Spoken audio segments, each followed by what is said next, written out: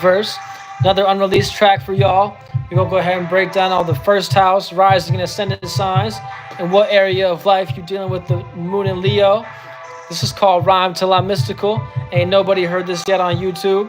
This is featuring the homie Easter Pink and also the homie Jaden. Y'all ain't heard Jaden yet either, you And shout out to you if you're watching this video, Jaden.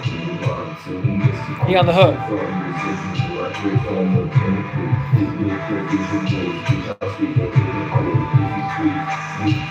To the kiddie pool. If you tweak, you go into the kiddie pool. So like essentially like you get to tweaking, we gonna put you in the water. You know what I'm saying? We gonna make you start feeling like, whoa, you just a little one. You heard? Rhyme till I'm mystical. I sip from the pinnacle.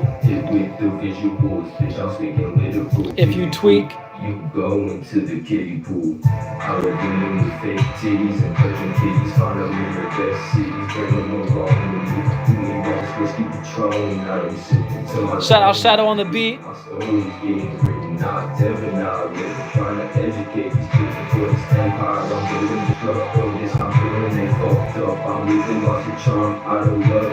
Leaving the coffin in the bed of my truck. Shout out to Aquarius Jaden. We also got the Libra on the track, Easter Pink, Long Live. And your boy Metaphor 77, I go last on the track, so y'all tap in with that.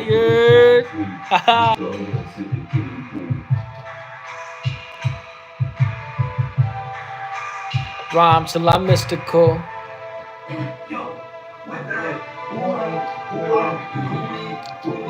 It's on, we on, we need.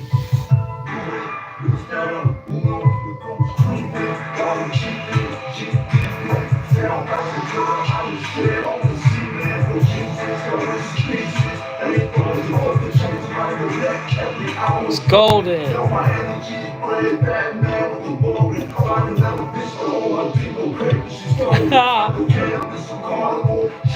Hold the door. You want more? The mind will explode.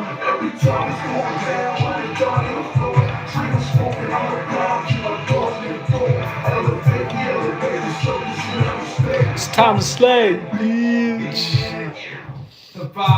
Individual. Miserable. Ear vernacular disease. Intersections. Bring you hyperbolic message. Walk with me like spreading knowledge to your kin. Indiscriminate intellect. Introspect, check. Making all the wrong moves. Do there.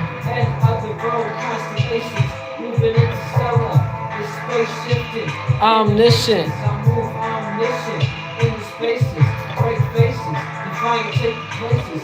Rhymes till I'm mystical. I rhyme till I'm mystical. Dun, dun, dun, dun. But yeah, ain't nobody heard that yet. We made that joint back before the homie done passed away. So long live Easter Pink, and we gonna keep that all that music alive. You heard? I'm gonna drop that real soon on y'all head top, probably within this next year. And then also got another tape coming out for y'all, you dig? But yeah, we're going to go ahead and break down all the first house rising and ascendant signs with the moon and Leo. But you know we had to get into the music first. Make sure y'all drop a like. We doing a banger on this one, you heard? Because ain't nobody heard that joint. Y'all get the real exclusive, you know what I'm saying? And at the end of the day, shoot, ain't nobody rhyming like that, you dig? Intellect, circumspect, check. I see you making all the wrong moves. Do I infuriate you? It's clear I could take it there. Yeah, you know what I'm saying? Your boy was spitting on that one. But yeah, so Leo in the first house, rising and ascendant, you're going to be dealing with personal affairs hitting the fan. So essentially, based on what you got going on in your personal life, either you plant good or bad seeds, and you feel comfortable with your individuality at this point in time, or the personal circumstance situations that you're dealing with, right? And based on the sun entering Scorpio, you're going to realize that essentially You learning to be in the correct space based on your private matters and your home, essentially, and you feeling comfortable being in your own private space and having internal passions. You know what I'm saying? And that internal passions actually coming to fruition in the Scorpio season, right? And based on you being a Leo, you want to learn to kind of be more emotional about things and be a little bit more passionate to a point where you're not actually trying to just shine for the sake of shining. You want to shine because of your passion, right? Then we got the Cancer first house rising and ascendant, having Leo in the second house. And Leo in the second house is all about your values of a person, place, thing, or idea based on your focus or the light that you produced. So essentially, Cancer is having the area of life based on their value system and the things that they value to actually focus on to bring themselves to the proper space to the point they can actually focus on things that they value. So essentially, you either feeling comfortable with your values, you in a space that, like, for example, if you are an artist, right, you're in the place that you can actually record your music, right, and that's like you're around people that actually value your music as well. Or you on the lower octave to a point where you don't actually value the people, places, and things that you're around, and you to kind of shed those certain spaces to actually fulfill oneself more. You know what I'm saying? So it's like, whenever the sun in Scorpio actually hit the moon in Scorpio as well, you're going to be able to accumulate new things. So essentially, keep in mind this shedding phase or the waning phase that we're dealing with because we had the moon in Aries occur, right? You want to like actually be shedding circumstance situations at this point in time. So like as the moon begins to wane, you want to be in a space where you're actually shedding the things that you don't want to be a part of and things of that nature. So it's like Cancer is essentially valuing things that hit the fan and valuing the scenes that they actually produce, and whatever light that they produce, they either value that on the hierarchy and they feel comfortable with it, or they feel uncomfortable with what they value at this point in time, or like then actually not really making money or not actually like getting satisfaction from the circumstance situations that they're dealing with, or their certain focus isn't actually bringing them to a space that they feel comfortable, right? Then we also have Gemini with Leo in the third house, right? And keep in mind, Gemini dealing with Leo in the third house is essentially not valuing, being in the environment and also having this communication style of this Leo energy, right? And the Leo energy is a fixed fire. So it's like a focus upon your vision. So essentially, you're communicating your focus in your environment at this point in time and communicating that vision. And you can actually see the opportunity to communicate with those individuals in your environment or your neighborhood. You could actually see those beneficial circumstance situations. So essentially, you feeling comfortable communicating about your focus at this point in time or your vision that you're fixed on, or essentially you feeling uncomfortable with your vision that you're dealing with, or your vision for life, so to speak. Like, and the fire signs create a vision. So like Aries is that individual vision. Leo is kind of like that collective vision, right? And Sagittarius is that vision of knowledge and wisdom, right? So essentially, if you want to break it down like kind of like a fire, right? Like Aries sparks the fire. Leo is everybody gathering around the fire, right, to actually get toasty and warm. And Sagittarius is after the fire's kind of spread and everybody learns how to spark their own fire. Then essentially, that's the kind of the breakdown of that vision, right? So Gemini is dealing with that vision being in a fixed space in their communication. So essentially, they're fixed upon their communication styles and they feel uncomfortable communicating at this point in time, right? About that vision. And moving forward, the Taurus first house rising descendant is dealing with the square, right? So keep in mind, Taurus is going to have to learn to be a little bit more expressive and essentially having Leo in their home matters, right, or in their private matters. They're in a space where it's like they are actually focusing on their home a bit more, focusing on the light that's produced in the home, or their heart, or the things that are close to their heart at this point in time. So essentially, Taurus wants to learn to express the proper things and be a little bit more expressive to a point that you can actually get your point across. People can kind of see your vision in the home, and they're realizing that, okay, just because Taurus is kind of more to themselves and they don't talk too much, that people can now see your vision, and that's like the higher octave. People are learning to see your vision in the home. Or on the lower octave, people are learning that this individual is kind of like all to themselves, and they only have their own logistical and practical matters to a point where they don't actually want to see others shine. They just want to see themselves shine and kind of achieve their own things that are close to their heart and like their own vision that they see them working with. So it's like kind of like home is where the heart is, so to speak. And it's like if Taurus doesn't actually feel the warmth from the Leo energy, it's like kind of like that empty shell. It's like kind of like a prison cell for the Taurus, like to a point where it's like, yeah, you got all the money in the world, you got everything to spend, but essentially you kind of feeling lonely because you got nobody to spend it with, right? Then moving forward, the Aries first house rising and ascendant is dealing with the fifth house being in Leo. And keep in mind, this is a gift for the Aries. So essentially, the Aries is dealing with having the gift to express themselves and express their vision. And they feeling comfortable with the vision on the higher octave, or they feel uncomfortable expressing their vision on the lower octave. And essentially, you want to kind of get more comfortable with oneself and be able to say, okay, this is my individual expression, and everybody going to have to learn to like it because you Aries, right? You the individual. So to a point that it's like you have the gift to actually make other individuals see the vision that you're dealing with and also express that vision with you, so to speak. So it's like Aries is the first one to do something, and if they feel comfortable with their expression, more people are apt to be comfortable with that as well, right? So Aries is having the gift to express their vision at this point in time. And then Pisces is dealing with the sixth house being in Leo, right? So the sixth house being in Leo is like the routine and pattern of actually bringing this seed to the forefront and bringing this light to the forefront to a point where it's like, okay, you've brought good seeds to the forefront to a point where this routine and pattern is actually something that you can work towards, and people are seeing your vision and they actually want to be a part of this routine, right? And people want to be a part of this light shining this way. Or if you're on the lower octave, it's kind of like unhealthy for you to be a part of this vision to a point where it's like you're in this kind of dream realm to a point where it's like, I have this own routine and pattern about my life, and my own routine and pattern is something that I can see as a vision, and it's like benefiting only oneself, or it's like in this point to a point where it's like the Pisces is misunderstanding that they actually have to produce a light that other people can see as well, and actually have this vision be brought to the forefront to a point where it's like other people can see you taking part in that. So it's like, perfect example is like premiering a video, right?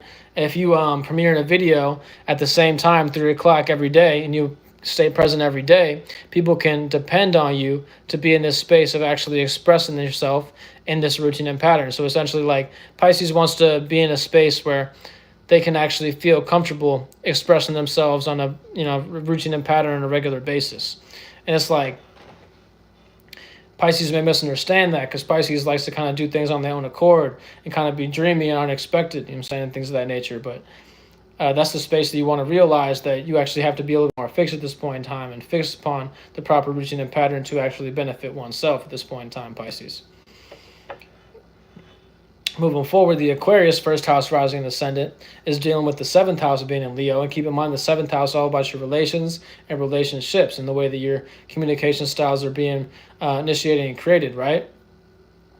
So Aquarius being in this space, they want to see how could I either be on the opposite end or actually add on to my relationship? And do I actually see the vision in this relationship? And are we on the same page, so to speak?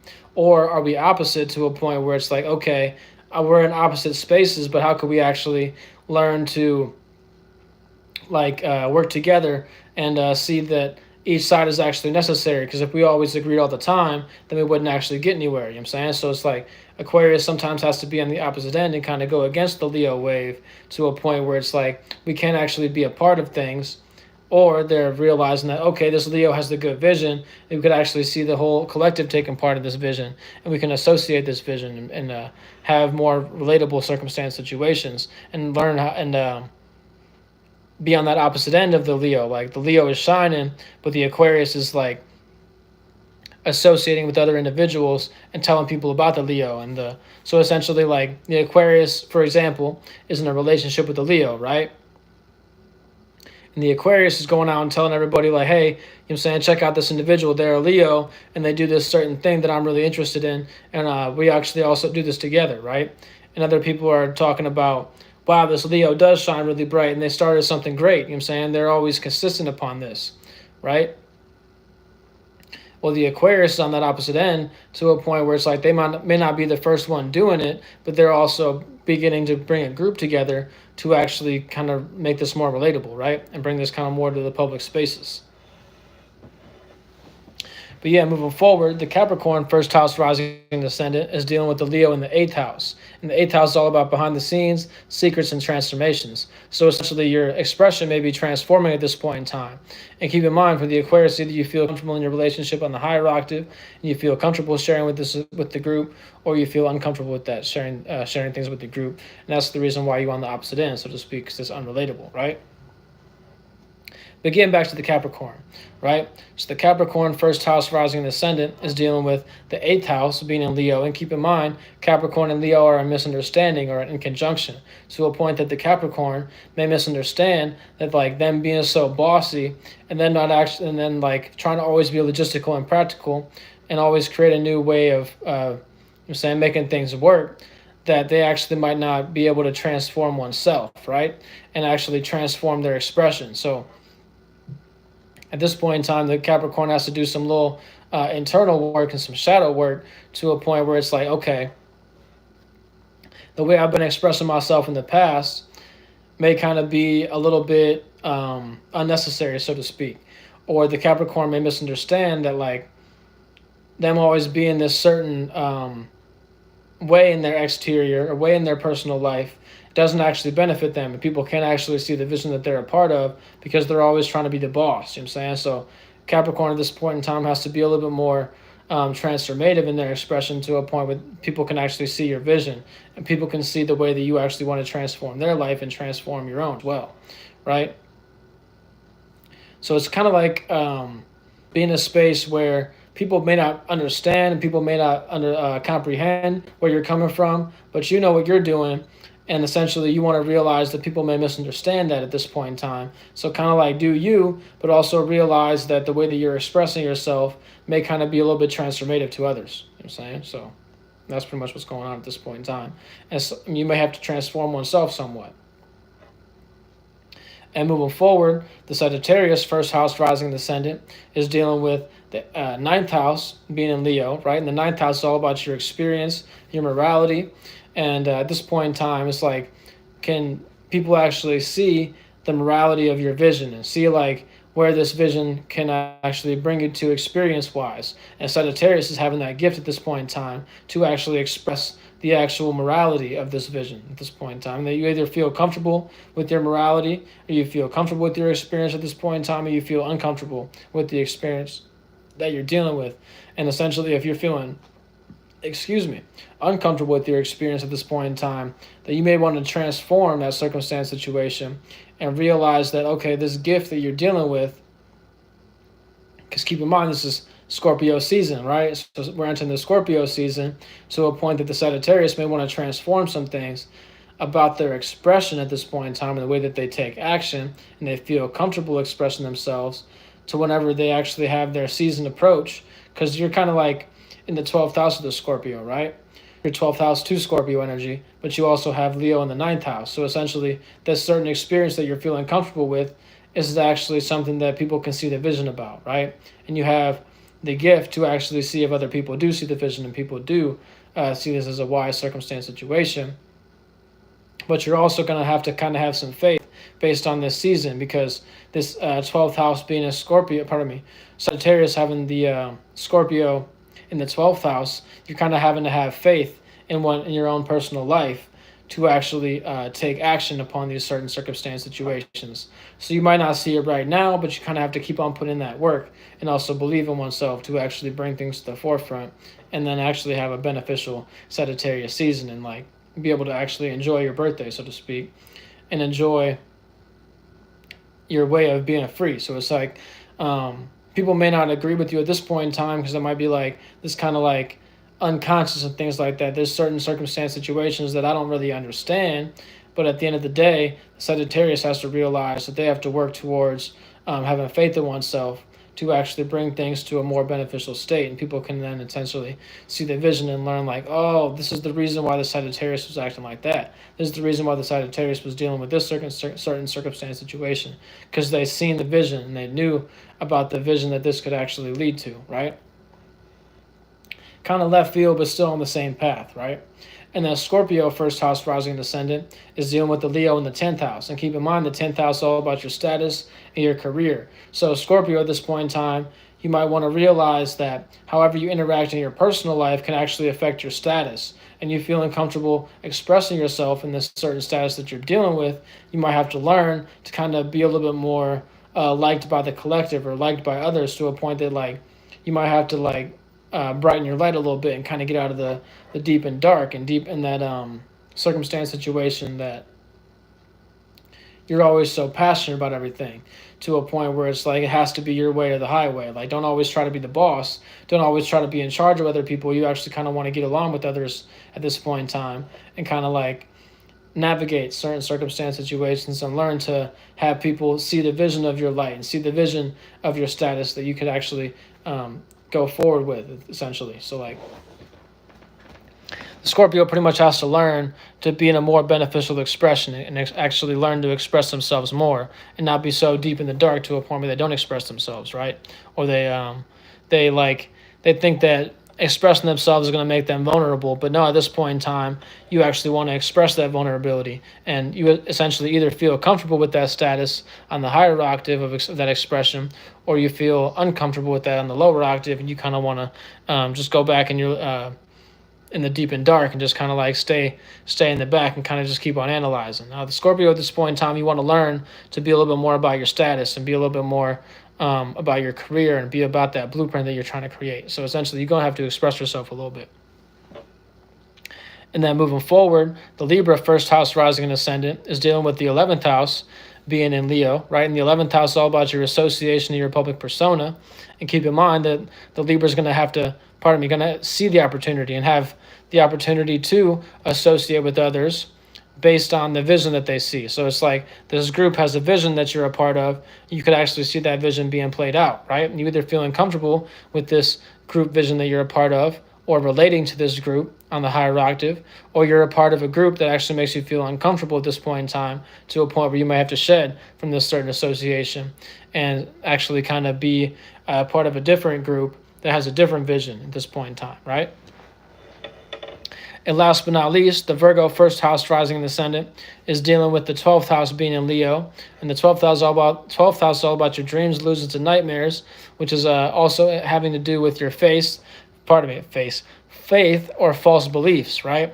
So it's a whole lot of things. It's kind of like an unconscious energy whenever you got the 12th house going on, right?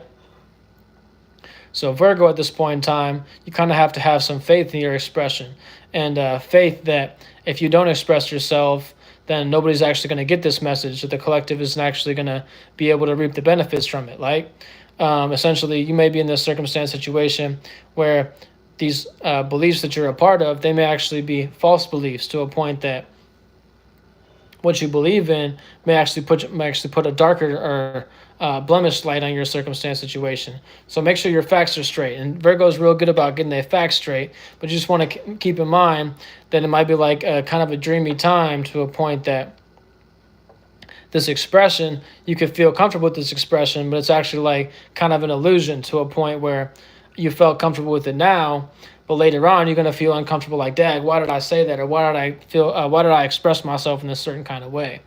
But keep in mind that like this is kind of an unconscious circumstance situation. So you kind of want to keep in mind that you want to keep some faith with whatever you actually feel at this point in time, and think that and realize that everything kind of happened for a reason, to a point where it's like if you didn't express yourself, then you would never know, so to speak. So it's like, good example of this, like if you never ask the question, you'll never know the answer. So essentially you want to have faith that somebody actually has the answer. And you also want to realize that if you don't actually express yourself, then you might be in this false belief, you thinking that this is the right answer when it's really not, so to speak. So yeah, peace and love. You believe in all that. And thank y'all for tapping in. You know what I'm saying? And support the movement you need to be into with. Make sure you hit the like, the share, and the subscribe button. You know what I'm saying? Whenever you hit that subscribe button, make sure you hit the bell so you know whenever I'm going live. So yeah, peace and love. You believe in all that. And yeah, stay safe or stay dangerous.